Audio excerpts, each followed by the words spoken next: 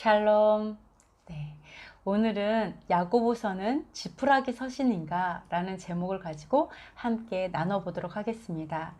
우리의 개신교에 위대한 종교 개혁가 마틴 루터가 있습니다.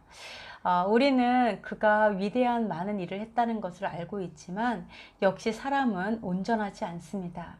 하나님께서 보여주시는 것까지만 볼 수 있는 것이 사람입니다. 그래서 마틴 루터가 많은 좋은 일을 했지만 그러나 부족한 부분들, 그거에 대해서 한번 나눠보도록 하겠습니다. 저와 여러분도 마찬가지입니다. 아무리 위대한 사람이고 아무리 뛰어나다 할지라도 결코 완전하지 않습니다. 그러나 그 완전하지 않음 때문에 우리가 손가락질을 한다면 우리는 결코 하나 될 수 없을 것입니다. 우리는 그가 가진 강점을 바라보고 마음의 중심을 봐야 될 것입니다. 우선 마틴 루터는 야고보서를 지푸라기 서신이라고 경멸하였습니다. 심지어 정경에서 빼르고까지 했습니다. 신약 27권이 신약 26권이 될 뻔했습니다. 야고보서가 빠지면서. 근데 이거는 마틴 루터의 말뿐만은 아닙니다. 제가 많은 분들이, 의외로 신학자분들이나 목회자분들께서도 야고보서가 지푸라기 서신이다 라는 그런 이야기를 하는 것을 들은 적이 있습니다. 그렇다면 야고보서를 그렇게 반대하는 이유는 무엇일까요?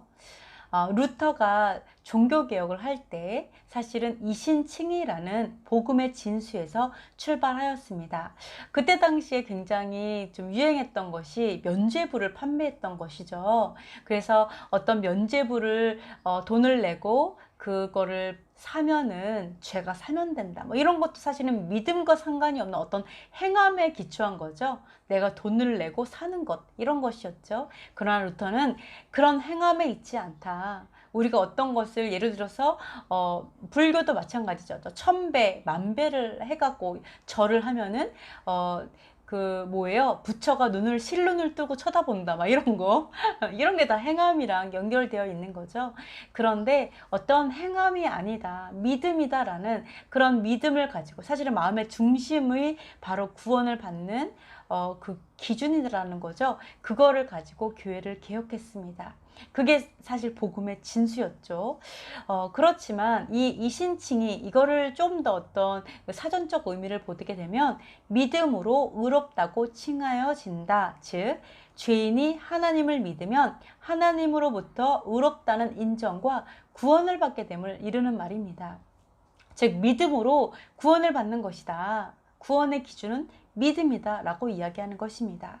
그런데 야고보서는 이신칭의의 어떤 그 교리적인 어떤 그 믿음에 대한 이야기와 약간 반대되는 듯한 내용이 있습니다. 그렇기 때문에 아마도 이거를 지푸라기 서신이다, 그리고 이해할 수 없는 어떤 내용 중에 한 부분이었다라고 보여집니다. 그러면 지금부터 사도 바울의 글과 야고보서의 글을 비교해보고 또한 최종적으로 예수와의 가르침을 한번 확인해 보도록 하겠습니다. 왜냐하면 예수와의 가르침이 가장 중심이 되는 말이고요. 그 예수와의 가르침 아래에서 이 사도들이 복음을 풀어낸 것이기 때문입니다. 그래서 둘을 비교를 하고요. 최종적으로 랍비이신 예수와의 가르침도 비교해 보도록 하겠습니다. 갈라디아서 말씀을 먼저 보겠습니다. 사람이 의롭게 되는 것은 율법의 행위로 말미암음이 아니요 오직 예수 그리스도를 믿음으로 말미암은 줄 알므로 이와 같이 의롭게 되는 것은 바로 믿음이다 라고 얘기하고 있습니다. 이건 너무나 맞죠, 그죠? 우리가 교회를 다니고 아무리 11조를 내가 30년 동안 빠짐없이 했다 할지라도 믿음이 없으면 구원에 이르지 못하는 건 너무나 당연한 것입니다. 그에 반해서 야고보는 이렇게 얘기합니다. 사람이 행함으로 의롭다 하심을 받고 믿음으로만은 아니니라. 이와 같이 야고보서는 마치 갈라디아서와 정면으로 이제 갈라디아서에 도전하는 듯한 말을 합니다. 믿음으로 의롭게 된다 그러니까 야고보서는 아니다, 믿음만은 안 된다, 행함으로 의로워진다, 이렇게 얘기하고 있는 것입니다. 쭉 아까 말한 거에 반대로 얘기하자면 내가 30년 동안 믿음 생활을 하면서 한 번도 11조를 안 했다라면 그 믿음을 의심할 만하죠. 이런 것입니다. 그죠? 하여간 아브라함이 하나님을 믿으니 하나님께서 그를 의롭다고 여기셨다. 이와 같이 사도 바울이 아주 분명하게 아브라함의 믿음으로 의롭다 여김을 받았다라고 이야기하고 있습니다. 우리 조상 아브라함이 그 아들 이삭을 제단에 바칠 때에 행함으로 의롭다 하심을 받은 것이 아니냐? 내가 보거니와 믿음이 그의 행함과 함께 일하고 행함으로 믿음이 온전하게 되었느니라. 이렇게 말하고 있습니다. 마치 야고보하고 바울이 하브루타를 하고 있는 것 같습니다. 하브루타. 막 행함이냐 믿음이냐 이거를 막 하브루타. 그때 당시에 아마도 이 하브루타가 그 행함과 믿음이냐 행함이냐에 엄청 많은 이야기가 오갔을 것으로 보입니다. 그런데 이 야고보서의 글을 읽어보면 행함으로 의롭다함을 받는다 라고 얘기하고 사실은 무엇을 얘기하고 있죠? 뒤에서 바로 행함으로 믿음이 온전해진다라고 얘기하고 있습니다. 즉 믿음을 반대한 것이 아니라 바로 믿음이 맞다. 그러나 행함이 따라오지 않으면 온전한 믿음이 아니다 라고 이야기하고 있는 것입니다. 사실 반대되는 얘기는 아닌 거죠. 보충 설명을 한 것이라고 볼 수가 있습니다. 그리고 사도 바울도 행함을 사실은 되게 중요한 말을 했어요. 아주 중요한 심판의 기준이 행함이다 라고 말하고 있습니다.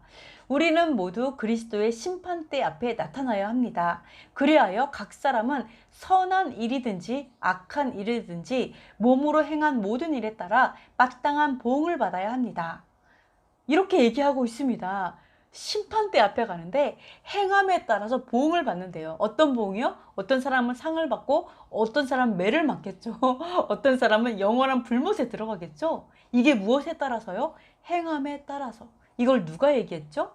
야고보가 얘기했다면 그럴 줄 알았어 이렇게 얘기하겠지만 바로 사도 바울이 얘기했습니다. 너무 놀랍죠? 사도 바울이 믿음만 얘기한 거 아니었어? 아니에요. 행함이 심판대에서 기준이라고 이야기하고 있습니다. 그렇기 때문에 이것만 봐도 사도 바울은 사실 야고보와 같은 의견임을 알 수가 있습니다. 믿음을 얘기하지만 행함이 너무 중요하다 얘기한 것이죠. 그래서 이 둘을 본다면 의로움을 위해서는 바로 온전한 믿음을 얘기하고 있다라고 볼 수가 있습니다. 그렇다면 야고보가 믿음과 행함에 대해서 이렇게 변론한 이유가 무엇일까요? 왜 하브루타를 했을까요? 왜 믿음만은 아니야? 이러면서 이런 얘기를 왜 했을까요? 목소리를 왜 높였을까요? 바로 믿음을 오해해서 진리에 순종하지 않는 자들에게 경고하기 위함입니다. 사도 바울이 믿음을 얘기했어요. 그 다음에 행함이 너무 중요한 거, 심판대에서는 행함으로 보응받아, 심판받아라고 얘기했는데도 불구하고 그거를 간과하고 믿음만 얘기를 하는 거죠. 믿음만 강조함으로 인해서 이 세월호가 빠졌죠. 믿음만 강조하다가, 그죠? 이런 자들에게 경고하기 위해서 사실은 이렇게 목소리를 높인 것입니다. 자유롭게 하는 온전한 율법을 들여다보고 있는 자는 듣고 잊어버리는 자가 아니요 실천하는 자니 이 사람은 그 행하는 일에 복을 받으리라. 이렇게 이야기하고 있습니다. 네, 복 받는 사람은 누구라고요? 율법을 보면서 잊어버리는 자가 아니고요. 그냥 그런가 보다. 그건 나와 상관없어. 그런 자가 아니라 율법을 실천하는 자가 복을 받는다라고 야고보가 얘기하고 있습니다. 네, 그때 당시에는 사실은 마틴 루터는 어땠죠? 바로 유대인은 죽이기에 합당하게 지음받았다 이런 식으로 그런 분위기에 있었죠. 그렇게 이야기를 가르쳤습니다. 회당은 분질러야 한다. 모든 그 토라의 모든 서적들은 다 없애야 한다. 그렇게, 그죠? 죽이기에 합당하다 이렇게 이야기를 했습니다. 그렇게 했는데 야고보는 뭐라 그래요? 온전한 율법을 실천하라 라고 가르치고 있습니다. 네, 그 사람이 복 받는다. 근데 사실 이것도 정면으로 부딪히는 교리였습니다. 율법은 끝났다라고 가르치고 있었죠. 행함 상관없다 이렇게. 그렇게 했는데 야고보서는 율법은 우리를 자유하게 한다. 왜요? 진리가 너희를 자유케 하리라 이렇게 말씀하셨죠. 그렇기 때문에 이것도 정면으로 부딪혔습니다. 그러나 여기서는 분명히 복받는 기준은 바로 실천하는 것, 율법을 실천하는 것이 복받는 기준이다 라고 얘기하고 있습니다. 우리는 모두 복받기를 원합니다. 특히 어떤 복을 받기 원하죠? 들어와도 복을 받고 나가도 복을 받고 이 그릇 안에 있는 떡반죽 그릇조차도 복을 받고 언제나 채워져 있고, 그리고 내가 키우고 있는 강아지며 내가 키우고 있는 양들이 막 너무 쑥쑥쑥 자라요. 그래서 막 양들이 막 번성을 하고, 막 낙타들도 막 늘어나고, 소들도 막 얼마나 새끼들을 막 몇 마리씩 낳는지 이게 막 한 마리에 한 3천만 원이라고 한다면 막 가산이 100배로 막 늘어나는 이러한 복, 우리 받기를 원하잖아요. 이러한 복 받는 것이 뭐 죄는 아니죠. 왜요? 당연하게 따라오는 복입니다. 난 복을 원하지 않는데 내가 하나님 말씀대로 살다 보니까 복이 나를 따라다니는 거죠. 예, 바로 그것을 얘기하고 있습니다. 우리는 저주받기 원하는 사람 아무도 없습니다. 내가 나가든지 들어가든지 저주를 받고, 자녀들이 저주받고, 병들어 죽고, 안 좋은 일이 항상 악재가 겹치고, 이거를 우리는 결코 원하지 않아요. 그죠? 우리가 하나님의 어떤 선하신 뜻 가운데에 있는 고난이 아니라 나의 죄로 인한 고난은 어느 누구도 받기 원하지 않습니다. 그런데 이렇게 행함이 있는 믿음은 복을 따르지만 행함이 없는 믿음은 헛될 뿐입니다. 우리가 귀신같이 알아도, 귀신도 얼마나 잘 알아요. 귀신처럼 엄청 잘합니다. 근데 귀신같이 알아도 실천하지 않는다면 죽은 자와 같다는 것입니다. 어떤 사람은 말하기를 너는 믿음이 있고 나는 행함이 있으니 행함이 없는 내 믿음을 내게 보이라. 나는 행함으로 내 믿음을 내게 보이리라 하리라. 내가 하나님은 한 분인 줄을 믿느냐? 잘하는도다. 귀신들도 믿고 떠느니라. 영혼 없는 몸이 죽은 것 같이 행함이 없는 믿음은 죽은 것이니라. 아멘. 그렇습니다. 귀신들 어떻다고요? 하나님 한 분밖에 없는 그 하나님을 너무 잘 알아서요. 두려워 떨어요. 경외함을 갖고 있습니다. 네, 이 귀신들도 알아요. 귀신같이 안다 할지라도 우리가 실천하지 않으면 우리는 똑같은 결과를 맞게 된다는 것입니다. 귀신과 함께. 그래서 우리는 반드시 행함이 있는 믿음을 증명해야 된다는 것입니다. 우린 언제나 우리의 믿음을 증명하는 삶을 살아야 합니다. 그것이 우리가 살아있는 목적이고 그것이 바로 증인된 삶입니다. 우리가 예수와의 제자이고 그 증인이 되는 삶이죠. 우리의 아버지인 여호와 하나님께서도 자신의 사랑을 증명하셨습니다. 내가 얼마나 사랑했는지, 내가 얼마나 믿음을 갖고 있는지, 우리를 향하신 믿음, 우리를 향하신 사랑을 증명하셨습니다. 어떻게 증명하셨죠? 우리가 죄인이었을 때 죄인을 위해서 하나밖에 없는 독생자 예수아를 죽음에 이르게 하신 것입니다. 우리에게 그냥 다 주셔버렸어요. 바로 그분의 사랑을 증명하셨습니다. 우리의 삶도 바로 그래야 된다는 것입니다. 우리의 사랑을 증명하는 삶, 우리의 믿음을 증명하는 삶이 우리의 삶의 목적이 되어야 될 것입니다. 그러면 예수와께서는 믿음과 행함에 대해서 어떻게 가르치셨을까요? 행함을 구원과 연관시켜서 말씀하셨습니다. 아까 이 신칭이는 믿음을 구원과 연관시켰죠. 틀리지 않습니다. 맞아요. 그런데 예수와께서는 특별히 행함을 구원과 연관시켰습니다. 나더러 주여 주여 하는 자마다 다 천국에 들어갈 것이 아니요 다만 하늘에 계신 내 아버지의 뜻대로 행하는 자라야 들어가리라. 아멘. 뭐라고 말씀하시죠? 뜻대로 행하는 자. 믿음, 주여 주여, 이거는 뭐예요? 예수와의 이름으로 예언을 했고 예수와의 이름으로 귀신을 쫓았고 예수와의 이름으로 능력을 행했지만, 그러나 바로 아버지의 뜻대로 행하는 자라야 들어간다는 것입니다. 불법을 행하는 자는 하나님께서 모른다 하리라, 이것입니다. 관계가 없다라는 거죠. 그래서 하나님께서는 바로 행함을 구원의 기준으로 말씀하고 계십니다. 뜻대로 행해야 한다. 이것 때문에 사람들이 주여 주여 이렇게 기도할 때 주여 3창을 하지 주여 2창을 안 하죠. 이 말씀 때문에. 사실은 주여를 3번 부르라는 말도 아니고 주여를 1번 부르라는 얘기도 아니고 2번 하지 말라는 얘기 아닙니다. 그죠? 주로 시인한다 할지라도, 내 삶의 주인을 예수아로 내가 인정한다 할지라도, 여호와 하나님으로 인정한다 할지라도 내가 행하지 않는 믿음이라면, 죽은 믿음이라면, 실천하지 않는다면 그 사람은 네, 구원을 받지 못한다. 천국에 못 들어간다. 이렇게 분명하게 말씀하고 있다는 것입니다. 그래서 우리가 정말 믿음을요, 우리는 쉽게 생각할 수 없습니다. 가볍게 생각할 수 없어요. 어떤 사람은 우리의 구원은 값없이 받았다. 그래서 값없는 것처럼 싸구려로 만드는 사람도 있습니다. 우리 구원은 싸구려가 아니에요. 우리의 구원은 어떤 구원이죠? 네, 내가 예수와보다 더 사랑하는 것이 있으면 안 됩니다. 그죠? 뭐라고 말씀하셨죠?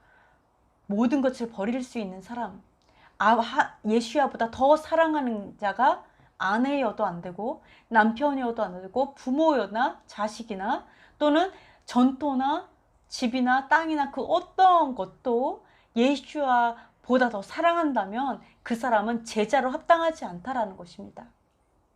그쵸? 예수와께서 하신 것이 뭐죠? 생명보다도, 제자보다도, 사역보다도, 이 세상보다도 아버지의 말씀을 1순위로 생각하고 목숨을 버리셨죠. 바로 그것이 합당한 구원, 예수와라는 구원을 이루는 조건이라는 것입니다. 그래서 우리는 구원은 아주 값없이 우리는 구원을 받았지만 구원을 이루는 것은 값없이 이루어지지 않아요. 우리의 모든 것을 다 해야지 구원이 이루어지는 것입니다. 그래서 하나님께서 택함을 부름받은 자는 많지만 택함을 받은 자는 적다라고 얘기했습니다. 그렇죠? 그와 같이 우리는 구원은 값없는 것이 아니라 가장 귀한 것입니다.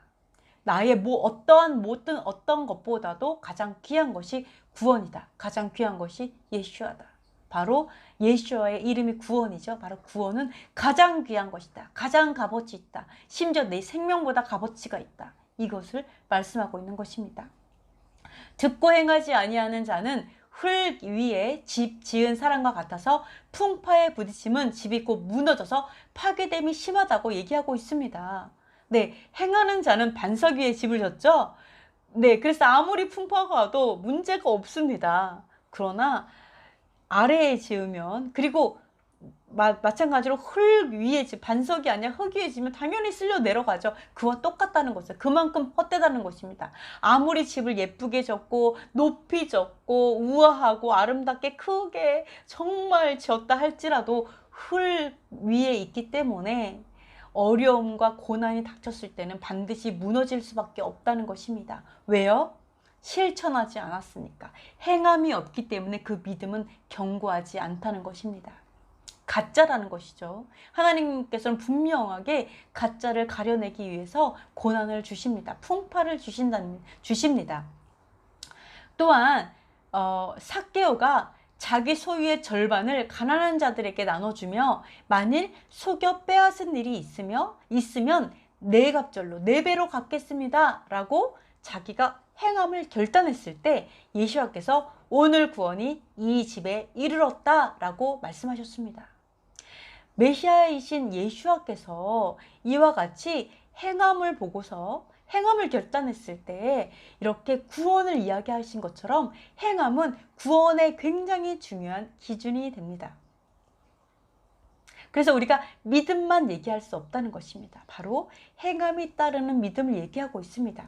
메시아이신 예수와께서 성경 해석의 중심입니다. 사도 바울도 해석의 중심이 아니며 야고보도 중심이 아닙니다. 예수와께서 바로 성경 해석의 중심입니다. 그리고 그 예수와의 성경 해석은 물론 구약의 여호와 하나님의 말씀의 기초 위에서 해석한 것입니다. 어떠한 것도 어긋날 수 없으며 구약과 신약은 통합된 하나입니다. 반대로 얘기할 수가 없다는 것입니다. 바울과 야고보의 믿음에 대한 해석은 예수와의 해석 아래에 놓일 뿐입니다. 의로움에 관한 예수와의 말씀은 바울은 믿음에 기준을 두었고요. 야고보는 행함에 그 중심을 둔 것입니다. 양자택일이 아닙니다. 나는 바울 편이야. 나는 야고보 편이야. 이런 양자택일의 문제가 아니라 바로 온전함에 대한 통합된 말씀으로 이해하는 것이 바로 예수와의 가르침입니다. 히브리적으로 에하드 개념을 한번 마지막으로 살펴보겠습니다. 에하드 너무 잘 아시죠? 하나 된다. 우리 여러분 하나 되는 거 얼마나 중요합니까? 가장 어려운 것 중에 하나가 하나됨이고 그리고 가장 파워풀한 것이 하나됨입니다. 우리는 참 그런 것 같아요. 부부가 하나 되는 것, 또 가정이 하나 되는 것, 그리고 교회가 하나 되는 것. 이거야말로 가장 힘들고 어려운 과제 중에 하나인 것 같습니다. 근데 바로 이 하나됨이 과연 히브리적으로 어떠한 개념을 가지고 있는가? 이걸 한번 살펴보도록 하겠습니다. 하나 된다는 것은 사실은 에하드입니다. 에하드. 이게 히브리어로 에하드인데요. 이 에하드의 개념은 사실은 단일성이 아니라 복수성을 포함한 깊은 하나됨의 의미를 가지고 있습니다. 단일성이 아니에요. 딱 하나 이런 의미가 아니에요. 즉 내가 오늘은 아내고 오늘은 선생님이고 오늘은 엄마고 오늘은 유튜버고 이런 그 한 사람이 여러 개를 하는 단일성이 아니에요. 이건 하나가 다 하는 이게 아니라 사실은 복합성을 얘기하고 있어요. 여럿이 하나 되는 걸 얘기하고 있어요. 네, 하나인데 이런 게 이 손오공 개념이 아니라는 거예요. 손오공은 헬라적 개념인 것 같아요. 제가 봤을 때 이 머리카락으로 딱 해가지고 한 사람이 여러 가지 일하는 거 이거 손오공 개념인데 이 에하드 개념은 손오공 개념이 아닙니다. 에하드 개념은 복합적 개념이에요. 손오공이 우리 에하드 개념을 헷갈리게 하는데 아주 큰 일을 담당한 것 같습니다. 하나님은요 한 사람이 모든 일을 하기를 원하지 않습니다. 하나님은 여러 사람이 하나 돼서 함께 일하길 원해요. 왜요? 어떤 기준을 가지고요? 각자 가지고 있는 은사대로 하나 되길 원하는 것입니다. 즉 복수성의 개념을 가지고 있습니다. 그래서 그 다양한 존재나 요소들이 조화롭게 합쳐져서 하나 되는 것을 의미하며 복수성에 의해 변질되지 않습니다. 오히려 복수성은 에하드의 하나됨을 이루는 중요한 요소입니다. 이 복수성입니다. 그렇기 때문에 여호와 하나님과 예수아와 성령님 그리고 교회들이 하나됨의 그 에하드 개념에서 설명될 수 있는 것입니다. 네, 여호와 하나님이 예수하고 예수아가 성령님이고 성령님이 교회고 교회가 나고 이게 아니라는 거예요. 다 각자예요. 나는 나예요. 교회는 교회예요. 그죠? 성령님은 성령님이고 예수아는 예수아세요. 메시아시죠. 여호와 하나님은 여호와 하나님이십니다. 이 모든 것이 우리가 복수적인 개념으로서 하나 될 수 있다는 거예요. 내가 남편은 아니잖아요. 이와 마찬가지로 복수성의 개념에서 에하드라는 것입니다.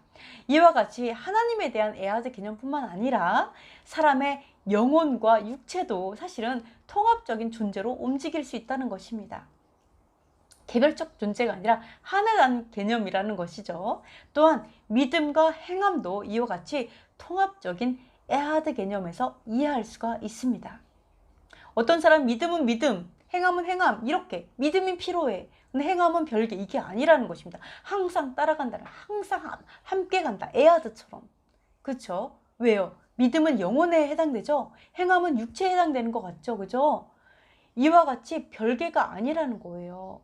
네, 그래서 현대 개신교에서는 바울의 서신은 믿음으로 의로하신다 이렇게 개신교에서 해석하고 있습니다. 야고보서는 의롭다함을 얻은 사람이 그 결과로 어떻게 살아야 하는지에 대해서 말하고 있습니다. 그렇기 때문에 이 두 서신은 모순되지 않는다는 것입니다. 더군다나 개신교의 구원의 틀은요 어떻게 되어 있냐면 맨 처음에 칭의 의롭다함을 얻어요. 믿음으로. 그 다음에는 성화되는 삶을 살아갑니다. 믿음을 가진 자로서의 삶을 살아가요. 그 다음에 영화를 얻게 됩니다. 그렇기 때문에 칭의 이후의 성화를 필수적으로 언급하고 있기 때문에 야고보서는 사실 이 성화를 이야기하고 있다는 것입니다. 칭의를 얻은 사람이 어떻게 살아가야 되는가 이거에 대해서 삶에 대해서 이야기하고 있다라고 얘기하고 있는 것입니다. 그래서 사도 바울의 복음과 야고보서는 상호 보완적이며 성화의 삶을 설명하고 있다. 칭의 그 다음에 성화를 설명하고 있다. 그리고 나중에 통합되면 어떻게 되죠? 영화를 얻게 되는 구원을 이루게 되고 완성하게 되는 그런 단계를 가게 되는 것입니다. 그렇기 때문에 야고보서는 결코 쓰레기 복음이 아니죠. 그리고 기억해야 할 거룩한 삶을 위한 복음이라고 볼 수가 있습니다. 제가 조금 전에 말씀드린 것처럼 믿음은 영에 속하고 행함은 육에 속한다 라고 얘기를 했죠. 이것도 사실은 이원론처럼 생각을 해서 믿음이 그러니까 더 중요하다. 영이 더 중요하니까 믿음이 중요하다. 그리고 영이 구원받는 거기 때문에 믿음만 필요하다. 믿음으로 구원 얻는다. 이렇게 해석을 하고 있는 것입니다. 그러나 이렇게 분리된 존재가 아니라 에하드라는 것이죠. 믿음과 행함은 하나다. 그리고 가장 중요한 것이 있습니다. 야고보에서 뭐라고 얘기하냐면 영혼 없는 몸이 죽은 것 같이 행함이 없는 믿음은 죽은 것이니라. 여기에서는 이렇게 반대로 얘기하고 있습니다. 어떻게 해요? 영혼은 행함이다. 영혼이 없는 몸이 죽은 것처럼 행함이 없는 믿음이 죽었다. 몸이 믿음이라고 얘기하고 있는 것입니다. 즉 야고보서는 뭐라고 얘기하고 있죠? 우리가 영은 믿음이야 라고만 얘기할 수 없다라는 것입니다. 바로 행함이 영이다 라고 얘기하고 있는 겁니다.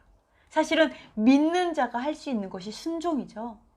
계속해서 순종할 수 있는 건 믿음이 있는 자밖에 할 수 없습니다. 즉 행함이 더 중요하다라고 강조하고 있는 것입니다. 그래서 우리가 믿음은 영이다, 꼭 영혼이 믿음이다 이렇게 생각할 수 없다라는 것을 기억하시고 행함이 얼마나 중요한가, 우리가 순종함이 얼마나 중요한가, 네, 그것을 꼭 기억하셨으면 좋겠습니다. 여러분은 더 이상 젖먹이 신앙이 아닙니다. 믿음으로 구원을 받았습니다. 그렇다면 우리가 구원을 이루기 위해서는 반드시 장성한 믿음, 즉 행함이 있는 믿음이 반드시 따라야만 여러분이 그날에는 영화에 이룰 수 있게 된다는 것입니다. 여기서 본 것처럼 야고보서는 쓰레기 복음이 아니라 야고보서는 지금 이 시대에 정말 구원을 얻은 이스라엘 백성에게, 애굽에서 나온 우리 모든 성도들에게 반드시 필요한 복음이었다라고 볼 수가 있습니다. 오늘 여기까지 하도록 하겠습니다. 샬롬.